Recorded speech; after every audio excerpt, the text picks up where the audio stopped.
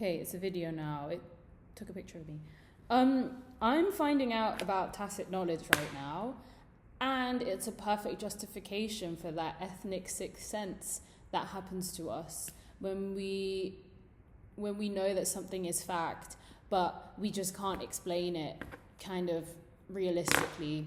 And realistically is often symbols. You know what else is symbols? Words. Words are symbols. It's kind of like breathing. So like, how do we explain something that we all know how to do, but we just don't know how to say it with these symbols? Because don't you ever get it when you're speaking and then you realize that we are just things, and that the noise that I'm making is comparable to a noise and echo. Even how do I know that I'm using echo versus noise? You know, that as a symbol, i.e. the word. How do I know that that's what I needed to shift? The word echo is what I needed to shift to instead of the word noise in order to explain what it is I'm trying to say. And then tacit knowledge comes along, and it's like basically Michael Polanyi basically was a scientist, a chemical engineer. Is that what he was? He was a chemical engineer turned philosopher of science, and he pretty much worked in all of these laboratories, and he worked all around these people, and basically was like, what the fuck, guys, like, you don't realize that in order to understand how science works, you need to know or conceptualize, you just need to know that in order to convey this information,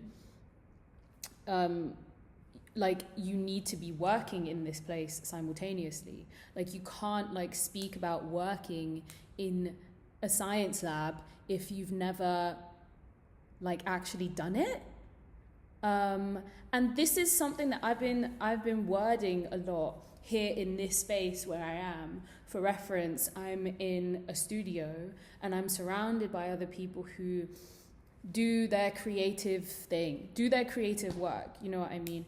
And I have found a lot of the times that these people love to talk about something that can be said with very distinct words. Maybe this is comparable to what my friend Michael Polanyi is saying, is that how do you know you're doing something? How do you know that you're doing something? How do you know you're doing something if you're just talking about it? You're just talking about it, but how do you know that you've never actually done it? So how can you how, you know? And I think this is to say that all arguments come back to the fact that, we all have something distinct to say. And I think that needs to be tired out. Because that's a failsafe, and you can say that about anything. But this is very specific because it says this. It says, Polanyi's motivation is that we recognize the importance of the second embodied and hence personal sort of knowledge, and that we collapse the hierarchy that sees hands-on skills and unwritten rules neglected and devalued, whilst the propositional report is privileged. Tacit knowledge is messy, difficult to study, regarded as being of negligible epistemic worth. Proper knowledge exists in propositional form, which is conveniently much easier to study. And what do we know about propositions? Propositions are statements and problems that must be solved. And here, a propositional form is noted as something that's explicit, something that's direct and clear, versus something that is like that needs a statement or problem that needs to be solved. And now that I've said that, I'm just reflecting on my own issue as well. Oh, okay, so I've just found another problem in the argument, that whilst I am declaring these facts that I've just come to terms with, once I've articulated it and turned that into my own symbolic interpretation, I'm starting to see how that then is applied to like personally, reflectively in my own situation, which is that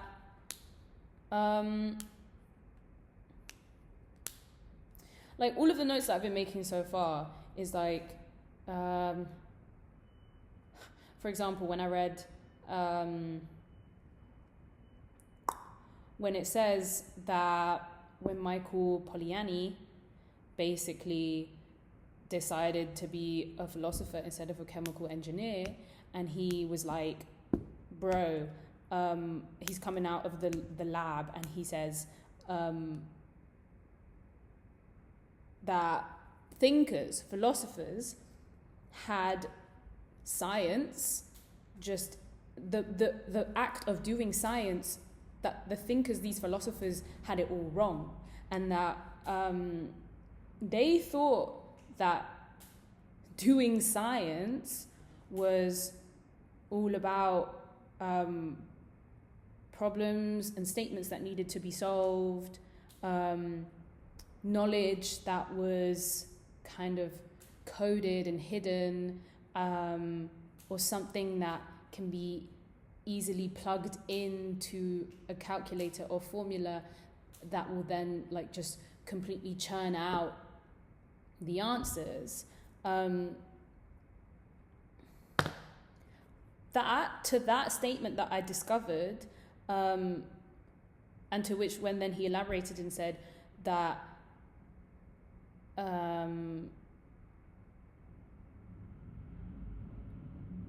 that all of these people, these thinkers, these thinkers of science who haven't actually done it, that's the whole point, is that they've just completely, people thinking about the science, people thinking about the act of doing science, completely ignore how you need to be doing it in order to actually be speaking about it. You know, because then that completely disregards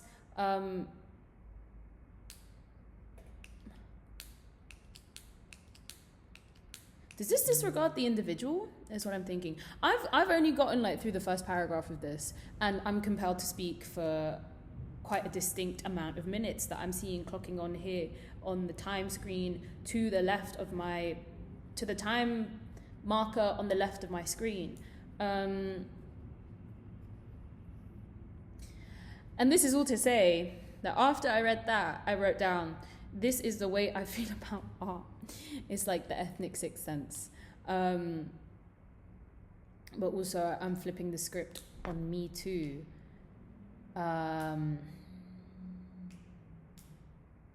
Hence the revelation to record.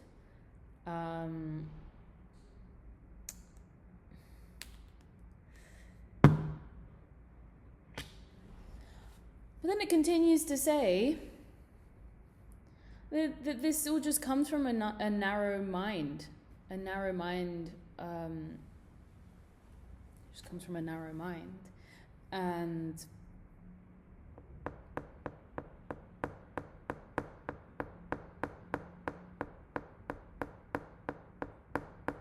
in order to see, you also have to do. You can't speak about thinking that you can do it. You have to be like actively performing that action in order to be so consolidating in your words, because your words are freaking, what are your words, you know?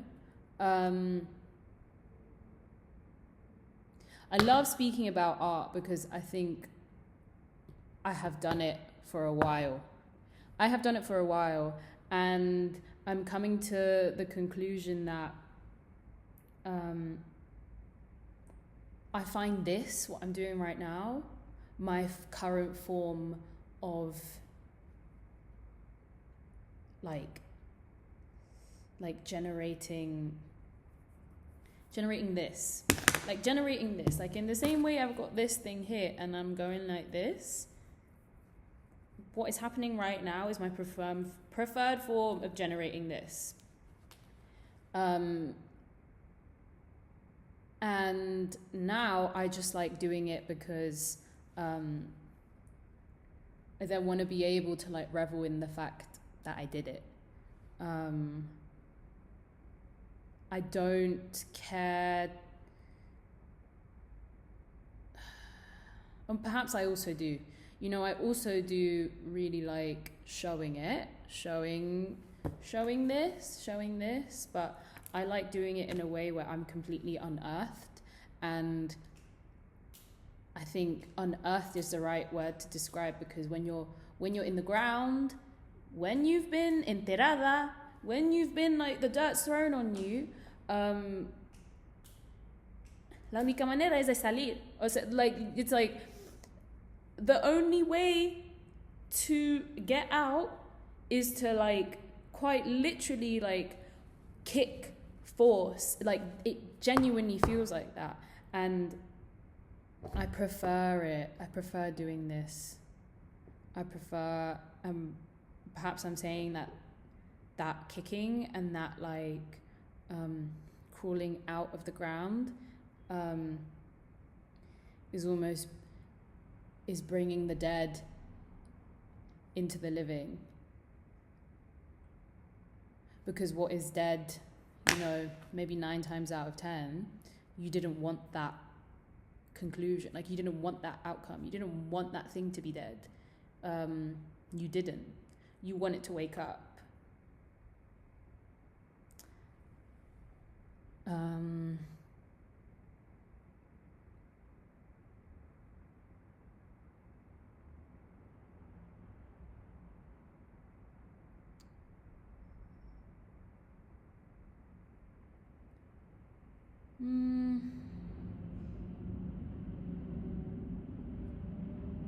Not everyone feels that talking about tacit knowledge is either useful or accurate, and some, like Jerry Fedor, doubt whether the term can support its claim to name a particular and distinct type of knowledge. Before we help ourselves to this new terminology, we ought to clarify in propositional terms what it is we intend to mean by it. I think people like propositions because it means that they're able to do the thing that we all don't like, which is trying to form the question at hand. Like we need to form that question. And like it says here, like it's hard, like being able to capture it and study it, because how did they used to study when they were discovering the Americas and they were traveling to a new world? Is they would quite literally catch birds, put them in a cage, and be able to like, is this something that we really need to be doing? You know, I think that's the difference. Do we need to be reflecting on a study, or do I need to be building the object that captures it? Like, do I want to build this animal, let it live its worth, and then come back to it when it chooses to?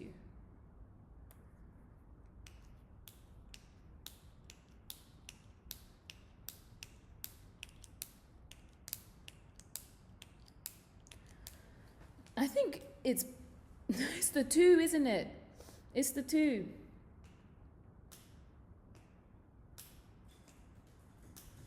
Because I think it's a great thing to be able to be in the position to like fix it is what it's saying. Is like, it's important to be the person in the lab, and it's also important, but what comes where? I think it's important to be the person in the lab, and once you're out of the lab, to then say, shit, what did I do there? What is it that I did? What did I do?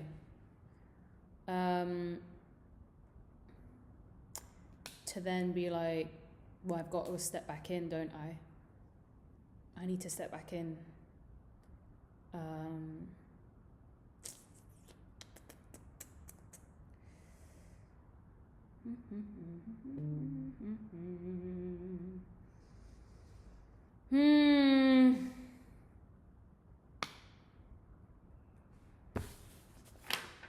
I've literally only got past like the first. This is really interesting to me.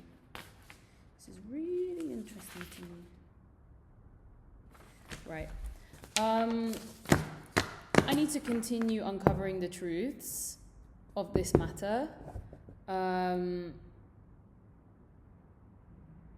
Because I really like doing things like this. I really like being like, ooh. And this is part of a whole other like discourse on what I consider to be the thing that I'm making in the science lab.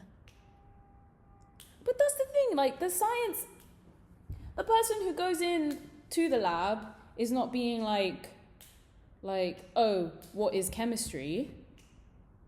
They're going like, I'm gonna go do that. I'm gonna go do the chemistry.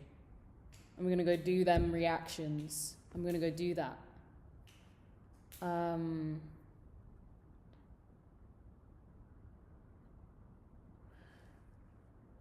Perhaps I literally have just done that. I have just done that. I've done the science. And my science being this is literally what I've just done right now. La la la la la la la la. Imagine like la la la la la, just in the symbols that you and I understand each other in right now. It's la la la la la. Here's this thing, I've just made it.